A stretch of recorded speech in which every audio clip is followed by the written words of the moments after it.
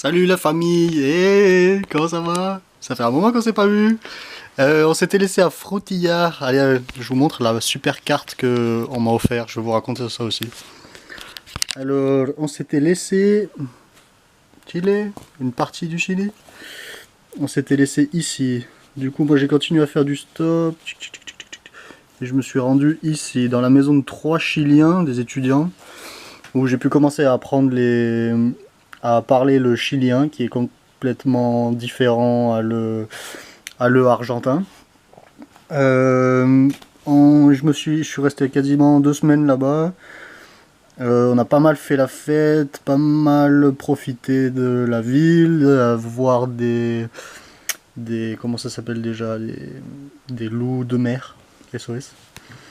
On est allé faire une fête à Niebla, ici. De Niebla à Corral, j'ai pris un bateau là, traversé ici, je suis allé me balader jusqu'à cette réserve là, je suis allé jusqu'à Willow, là-bas, par là quoi. Je suis allé me balader un peu par là. Un autre jour, je suis allé de l'autre côté, je suis allé me balader ici à Colinhanco. Super sympa aussi, très belle vue. Je me suis baigné dans l'océan Pacifique par là. Voilà. Une autre fois, je suis parti pareil en bus. Je suis allé jusqu'à Lago Ranco, la Futrono. Manger deux cazuelas. 2 jours j'ai mangé une cazuela là-bas, super bonne. J'ai passé 2 nuits dans ma tente, dans le camp d'un mec à Difen, ici. Voilà, buena. Et j'ai passé aussi 2 nuits au Lago Ranco, allá. 2 nuits sur cette île, j'ai pris un bateau de Futrono jusque là. Passé 2 nuits ici, dans beaucoup de Mapuche, puis j'ai pu rencontrer des Mapuche là-bas. Et je crois que c'est là-bas que j'ai commencé à choper des puces. J'ai passé pas mal de temps avec 2 klebs et j'ai commencé à me choper des petites bébêtes. Très sympathiques. Donc 2 nuits à Difen, 2 nuits à Lago Ranco, je suis revenu à Valdivia. Je regarde mon petit bouquin pour me souvenir, parce que je vous parle un petit peu dans tous les sens. On est allé aussi à Payaico, alors ça, où est-ce que ça se situe? C'est là. Payaico. Pour suivre un genre de petit cours sur la permaculture, mais c'est pas vraiment un cours, c'était plus, c'est plus un étudiant, un jeune qui se lance dans le projet, qui veut faire un truc assez gros, et qui demande des conseils et qui ça l'intéresserait de donner un petit peu, d'avoir de l'aide, du volontariat. Donc voilà, on a un peu mis la main à la terre et on a profité un peu d'une bonne journée là-bas pour apprendre des nouvelles choses. Qu'est d'autre?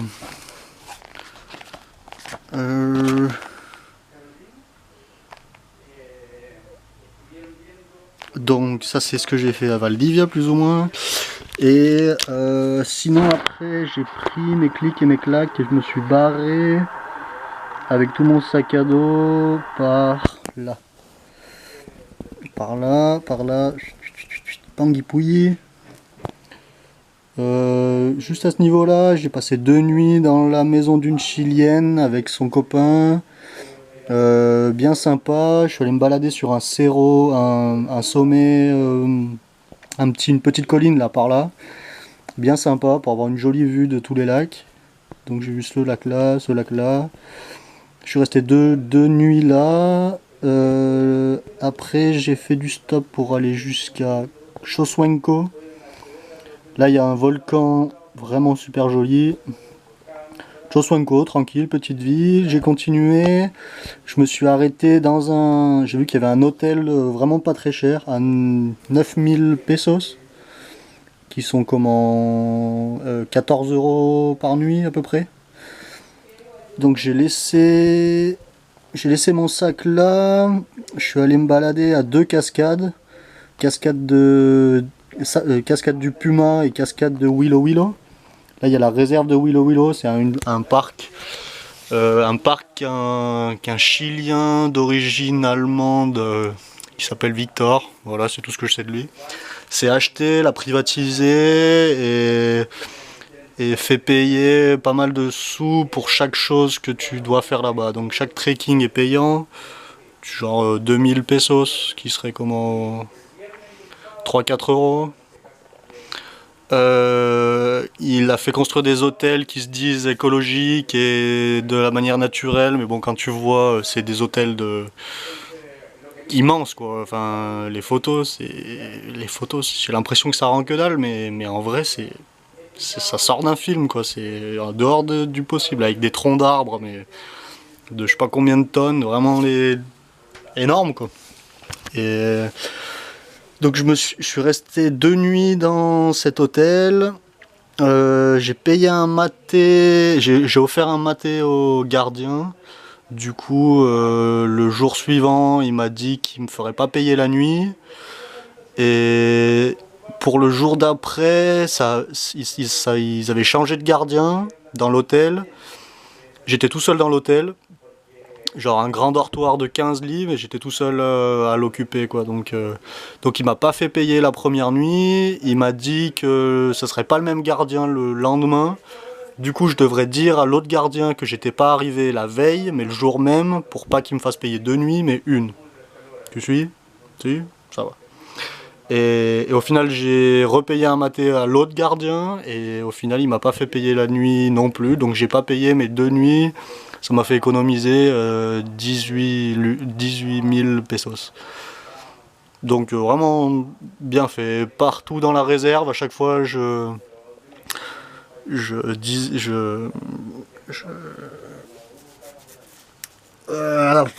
je dis, avant d'entrer sur le sentier, il y avait un musée aussi, normalement payant. Et à chaque fois, j'ai dit que je me logeais dans cet hôtel, parce que tout appartient au même gars, en fait.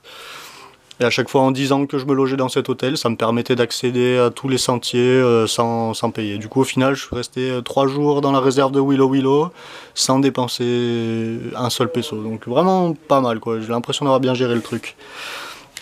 Ça, c'était pour Willow Willow, pour moi, c'est un petit peu c'est un peu beaucoup, quoi, parce que ce que le mec a fait là, des hôtels là sur le bord, c'est vraiment. Après, je suis allé me balader dans la réserve et je trouvais qu'il n'y avait pas beaucoup d'arbres, des vieux arbres comme ce qu'on pouvait imaginer, quoi. Mais en fait, j'ai trouvé, c'est que les troncs entiers, ils les ont utilisés pour faire l'hôtel, quoi. C'est presque ça, quoi. Après, il y a une réserve de cerfs, donc c'est vrai qu'ils préservent la nature et ils suivent un peu les animaux et tout ça, mais ça pue vraiment le profiter de la nature pour faire des sous, quoi. Parce que je pense que une nuit dans le gros hôtel là, le Notophagus, ça doit être genre entre 150 et 200 euros la nuit, quoi.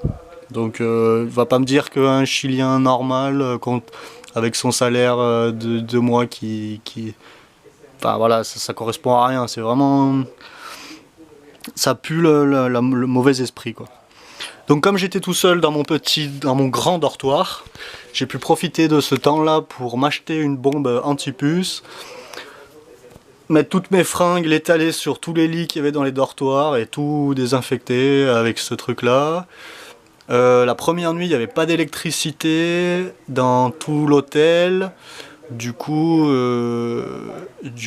pas d'eau chaude. J'avais très envie de me prendre une douche pendant que mes fringues finissaient de se faire décontaminer. J'ai vu que le citron ça marchait bien pour les puces, du coup j'ai fait bouillir 5 citrons coupés en tranches dans une grosse marmite pleine de flotte. Et je suis allé dans la douche avec ma marmite pleine de flotte et de citron et je me suis douché avec mon eau bouillante en me rinçant avec de l'eau bien froide. Voilà, c'était une expérience très intéressante aussi. Par hasard, j'ai retrouvé juste à côté de mon hôtel, là, en allant faire des courses, le gardien m'avait prêté son vélo aussi, vraiment sympa. Donc j'ai fait pas mal de trucs avec son vélo, je suis allé me balader en vélo et je voulais aller m'acheter de la bouffe. Et devant le magasin de bouffe, j'ai retrouvé le mec qui m'hébergeait à Valdivia, quoi. Pas mal le hasard, quoi. J'ai retrouvé le même gars avec toute sa classe qui faisait des cours théoriques et pratiques dans le coin là-bas. Et du coup, on a fait une fête ensemble et je suis rentré. Enfin voilà, c'était bien sympa, bien sous. Retourner dans l'hôtel bien bourré, quoi. Mais bon, ça valait le coup. SOS. Et quoi d'autre? Je me perds un peu hein, dans mes graviers, il y en a partout, je sais même plus où on en suis. Je sais même plus où est-ce qu'on en est. Voilà, ça c'est cadeau. Là j'en suis là, x 750. Voilà. Ça c'est la version sans le Pérou, ça c'est la version avec le Pérou, voilà. Un peu de vocabulaire, voilà.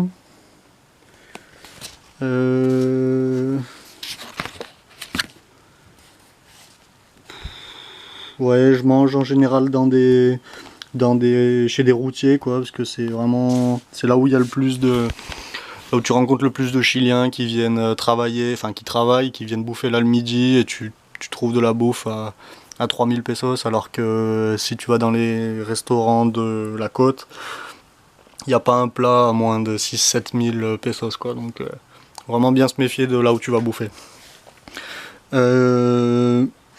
Quoi d'autre? Donc après, je me suis baigné au citron, voilà. C'était très intéressant.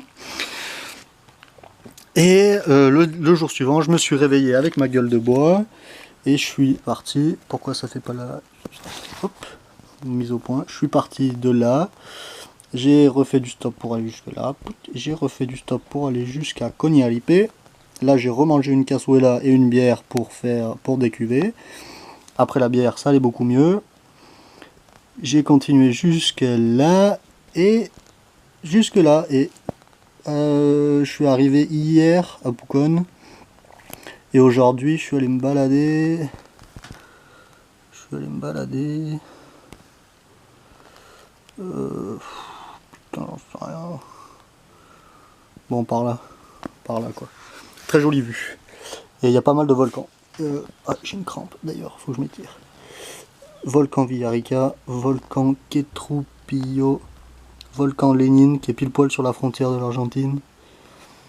Volcan Chosuenco. En fait, il y a une faille.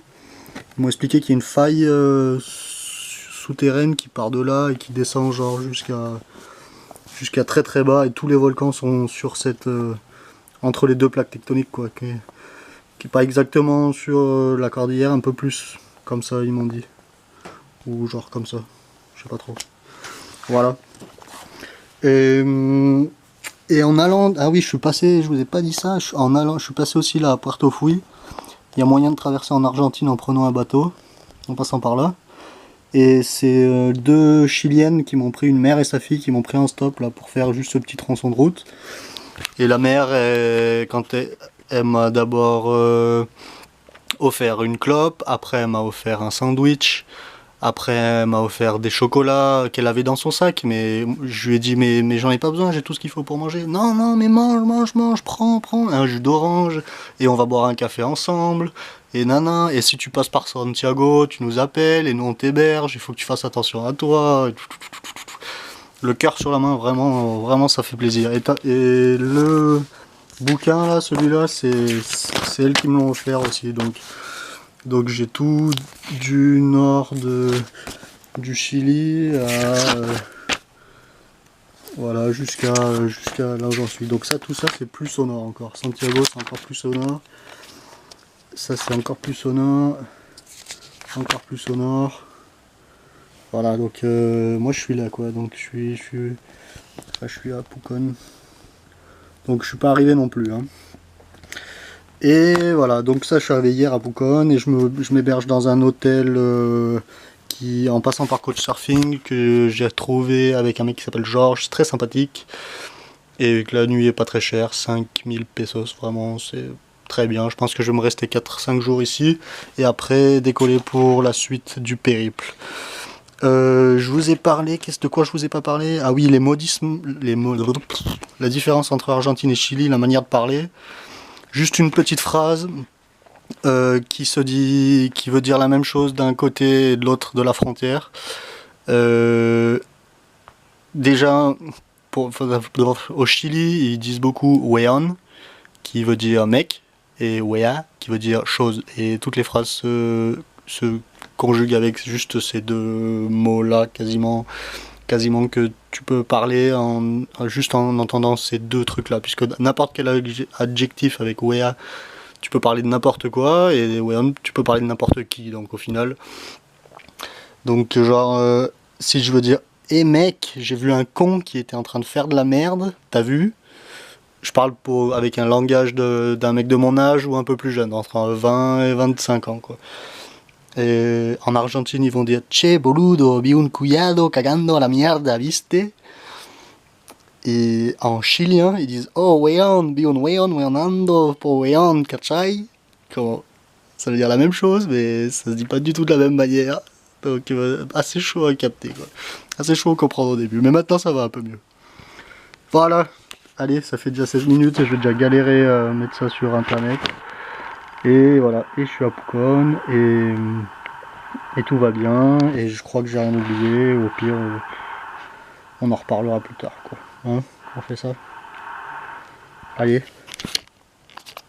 ciao, bise.